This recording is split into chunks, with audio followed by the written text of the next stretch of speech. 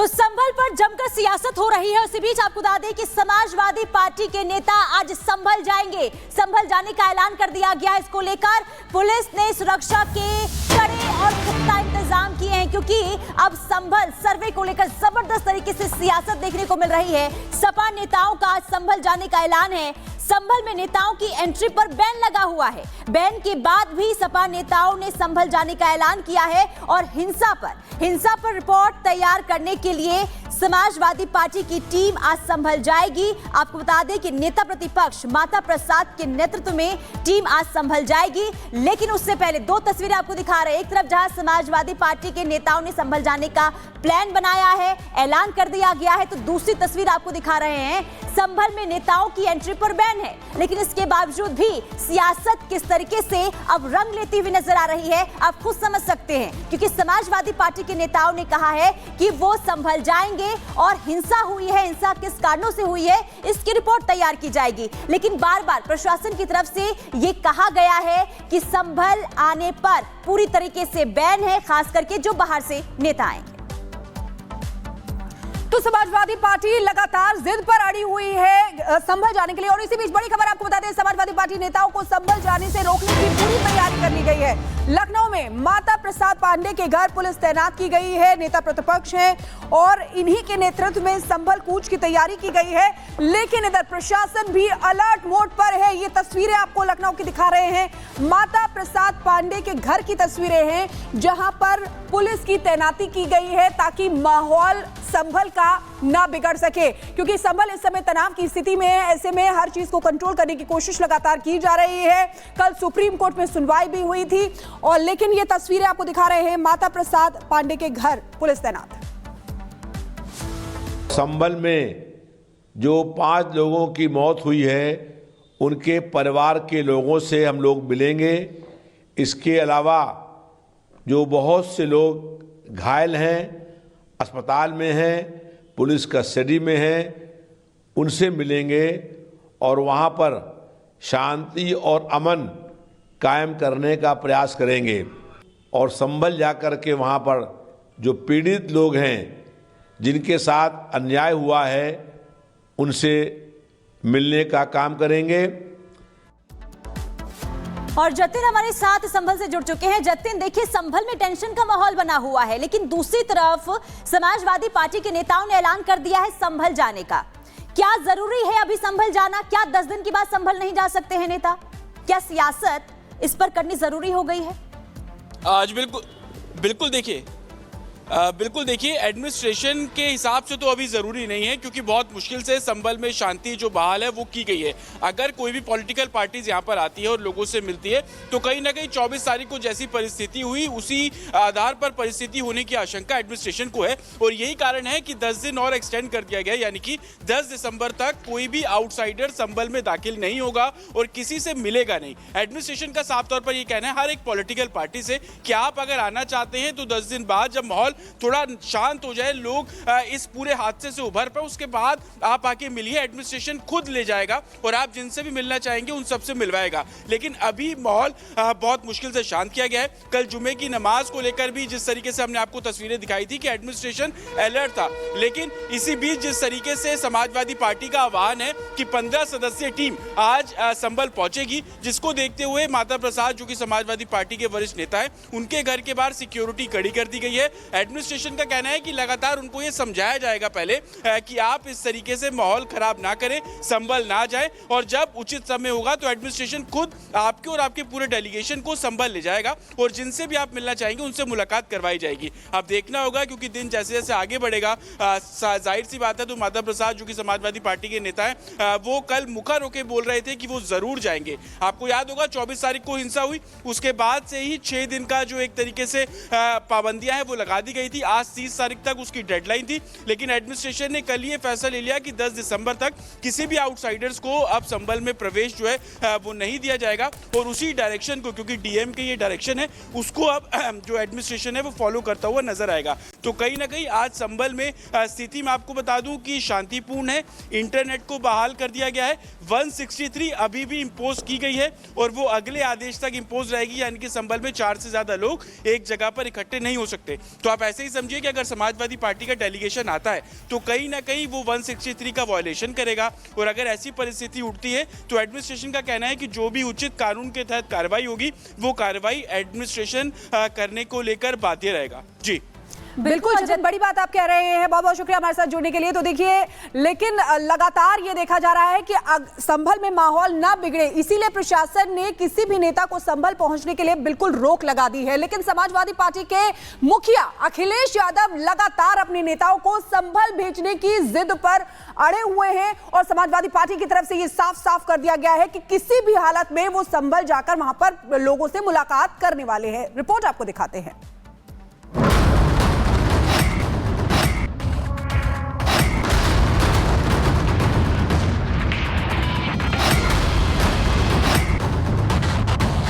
संभल में हिंसा के 6 दिन बाद शांति है, लेकिन सियासी दौड़ भी जारी है।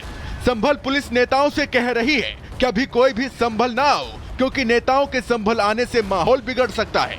तो अखिलेश यादव की पार्टी हुंकार भर रही है कि उसके नेता संभल जाएंगे और हर हाल में संभल जाकर रहेंगे। समाजवादी पार्टी ने बकायदा इसके लिए एक लेटर भी जारी किया है, जिसमें कहा गया है कि 30 नवंबर यानी आज समाजवादी पार्टी का एक प्रतिनिधि मंडल संभल आ रहा है, जिसकी अगुवाई यूपी विधानसभा में नेता प्रतिपक्ष माता प्रसाद पांडे करेंगे। इस प्रतिनिधि मंडल में समाजवादी पार्टी के प्रदेश अध्यक्ष श्यामलाल पाल भी शामिल होंगे। इसके अलावा संभल के सपा सांसद जियाउर रहमान बर्क भी मौजूद रहेंगे। वहीं संभल विधायक इकबाल महमूद, कैराना की सांसद इकरा हसन, मुरादाबाद से सपा सांसद रुचि वीरा और विधायक रविदास मेहरोत्रा समेत कुल 15 नेताओं का डेलीगेशन संभल आएगा और घटना स्थल पर जाकर पीड़ित लोगों से मिलेगा। यहाँ गौर करने वाली बात यह भी है कि सपा का जो प्रतिनिधि मंडल संभल आकर पीड़ितों से मिलने की जिद कर रहा है, उसमें सपा के 2 नेता ऐसे भी शामिल हैं जिन पर खुद दंगा भड़काने का आरोप लगा है, जिसमें एक नाम खुद संभल के सांसद जियाउर रहमान बर्क का है, जिन पर आरोप है कि उन्होंने ही लोगों को उकसाया, जिसकी वजह से दंगा हुआ। दूसरे नेता खुद संभल के स्थानीय विधायक इकबाल महमूद हैं, जो अपने बेटे की वजह से चर्चा में हैं, और उनके बेटे पर आरोप लगा है कि सुहेल इकबाल दंगा भड़काने में शामिल हैं। एक तरफ जहां पुलिस इन नेताओं को रोकने के लिए सख्त है, बताया जा रहा है कि सपा डेलीगेशन को रोकने के लिए लखनऊ में यूपी के नेता प्रतिपक्ष माता प्रसाद पांडे के घर के बाहर पुलिस तैनात की गई है। तो सपा नेता आरोप लगा रहे हैं कि बीजेपी सच्चाई छिपाना चाहती है, लेकिन वो सपा डेलीगेशन को संभल जाने से रोक रही है।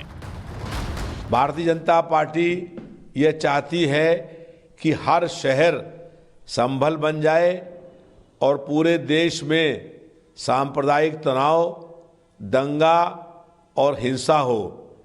हम लोग शांति और अमन कायम करने का काम करेंगे और संभल जाकर के वहाँ पर जो पीड़ित लोग हैं, जिनके साथ अन्याय हुआ है, उनसे मिलने का काम करेंगे। संभल हिंसा को लेकर संभल टू लखनऊ सियासत जारी है। फसाद पर बेहिसाब सियासत हो रही है, वो भी तब जब संभल पुलिस ने हालात को देखते हुए अगले 10 दिनों तक किसी भी राजनीतिक पार्टी के संभल आने पर रोक लगाई है। लेकिन जिस तरह से सपा डेलीगेशन संभल आने की जिद पर अड़ा है, उससे माहौल गरमाया हुआ है।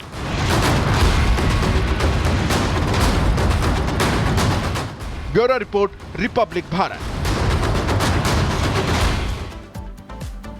तो देखिए, संभल शांत हो रहा है, लेकिन इस पर सियासत अशांत लगातार देखने को मिल रहा है। आपको बता दें कि संभल में अब जो एंट्री थी, यानी कि एंट्री पर जो बैन की अवधि थी, उसे बढ़ा दिया गया है, लेकिन इसके बावजूद भी समाजवादी पार्टी के नेताओं ने ऐलान किया है संभल जाने का। आपको बता दें कि संभल में पहले 30 नवंबर यानी कि आज तक बैन की अवधि थी, लेकिन इसे बढ़ा दिया गया है। वजह यह है कि हालात को देखते हुए इसके बाद प्रशासन ने यह फैसला लिया है। संभल में बाहरी नेताओं की एंट्री पर बैन बढ़ाया गया है। पहले आज तक ही राजनीतिक दलों की एंट्री पर बैन था, अब इसे बढ़ाकर 10 दिनों तक के लिए और बढ़ा दिया गया है।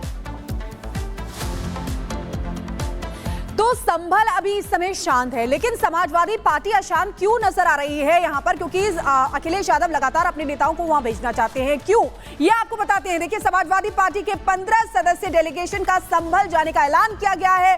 प्रतिनिधि मंडल में जियाउर रहमान और महमूद शामिल हैं। एफआईआर में सांसद जियाउर रहमान बर्क और एमएलए इकबाल के बेटे का नाम भी है। संभल हिंसा की रिपोर्ट अखिलेश यादव को फिर सौंपी जाएगी। कांग्रेस का डेलीगेशन भी 2 दिसंबर को संभल जाएगा। संभल में जो हिंसा हुई है उसको लेकर जांच जारी है, लेकिन सवाल ये उठ रहा है कि कांग्रेस और समाजवादी पार्टी आखिर इस पर सियासत क्यों कर रहे हैं, जबकि मंदिर है या मस्जिद ये तो बाद में कोर्ट ही बताएगा। लेकिन एक और चीज आपको बताते हैं। देखिए, संभल में ये फसाद हो रहा है, लेकिन सियासत कैसे हो रही है। समाजवादी पार्टी का डेलीगेशन जो लगातार जाने के लिए तैयार है, उस डेलीगेशन में कौन कौन है ये आपको बता देते हैं। नेता प्रतिपक्ष माता प्रसाद पांडे, जिनके नेतृत्व में वहां पर डेलीगेशन जाएगा, लाल बिहारी यादव, श्याम लाल पाल, हरेंद्र मलिक और रुचि वीरा, ये वो लोग हैं जो वहां पर पहुंचेंगे। लेकिन इकरा हसन, जियाउर रहमान बर्क, जिस पर सभी की निगाहें हैं, जिनका एफआईआर में नाम है, ये भी उस डेलीगेशन में शामिल हैं। नीरज मौर्य, कमाल अख्तर, रविदास मेहरोत्रा, ये तमाम वो लोग हैं। नवाब इकबाल महमूद, जिनके बेटे का नाम है, पिंकी सिंह यादव, असगर अली अंसारी, जयवीर सिंह यादव। संजय प्रसाद ने कहा कि साहब वहाँ आप न जाइए, वहाँ अभी स्थिति बदल सकती है। तो नहीं भाई, आप तो 30 तक लगाए थे, अब पहली कहेगी नहीं। फिर वहाँ के डीएम का टेलीफोन आया कि साहब ना आइए, संभल का कि वो हम लोगों ने 10 तारीख तक इसे बढ़ा दिया है, अब 10 तारीख तक नहीं आए ना आए। तो ठीक है। फिर रात को जब होम सेक्रेटरी टेलीफोन आया तो हमने कहा सवेरे हम पार्टी दफ्तर में जाएंगे और आप सबकी बात रखेंगे। हमारे जो लोग जाने वाले हैं वो इकट्ठा हो जाए, जो तय होगा आपको बता देंगे। अभी क्या तय हुआ? अभी आप पार्टी दफ्तर जाएंगे? हाँ, पार्टी दफ्तर जाना चाहते हैं। डिप्टी सीएम केशव प्रसाद मौर्य कह रहे हैं आप लोगों को भड़काना चाहते हैं वहां पर पहुंच के। अब देखिए, हम नहीं भड़काते हैं। उनकी भड़काने वाली भाषा तो केशव प्रसाद मौर्य जी की रहती है।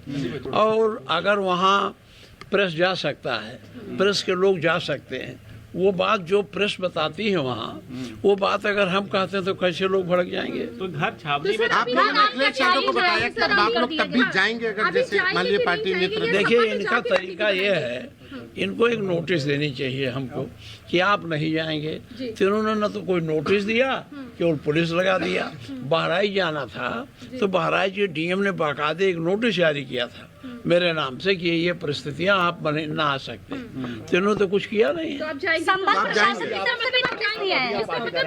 आप जा रहे पार्टी कार्यालय जाएंगे? हाँ, पार्टी कार्यालय जाएंगे, वहीं हम लोग आपस में बात करेंगे क्या हमको करना चाहिए। सर, उसके बाद बाकी लोग कहाँ पर मिलेंगे? अगर बाकी लोग नहीं